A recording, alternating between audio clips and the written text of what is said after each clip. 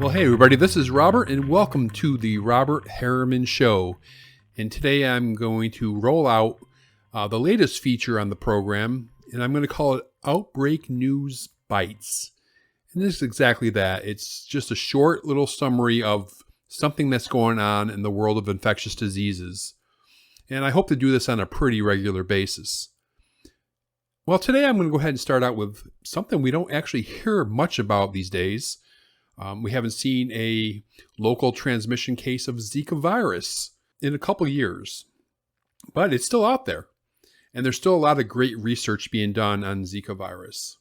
Just to refresh your memory, the Zika virus is spread to people primarily through the bite of an infected mosquito, typically Aedes aegypti or Aedes albopictus.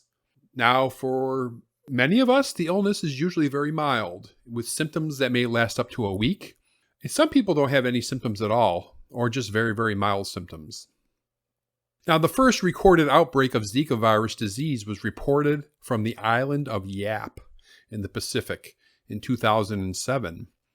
And this was followed by a large outbreak of Zika virus infection in French Polynesia, also in the Pacific, in 2013. And then other countries and territories of the Pacific were also affected. But in March of 2015, Brazil started reporting a large outbreak of the illness.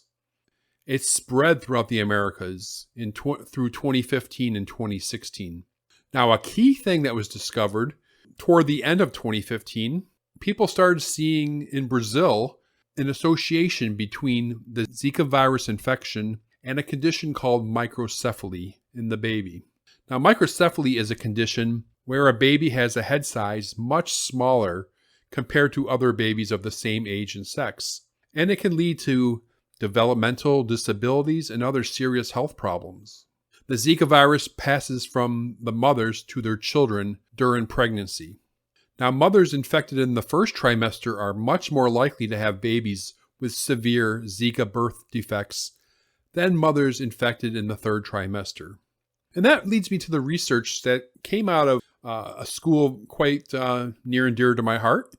Researchers led by the Morisani College of Medicine at the University of South Florida discovered a new mechanism on how this happens, and the findings were published in the Journal of Immunology. And I'll link to that in the show notes when I publish the podcast.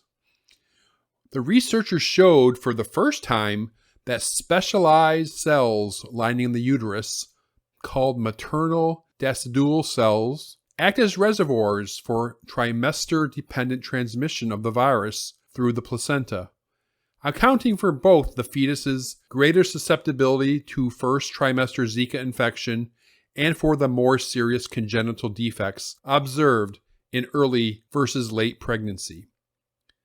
They also report that the agent tizoxanide inhibits Zika virus in maternal decidua cells grown in the lab, offering promise for preventing perinatal transmission that can cause devastating malformations and brain damage in developing fetuses and infants.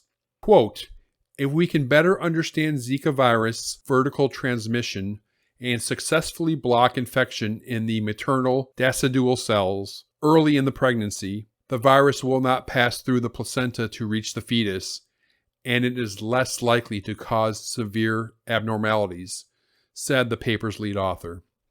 So really good research on the discovery of how this happens during the vertical transmission, and even a possibility of blocking the infection has been discovered in this research that's done at USF.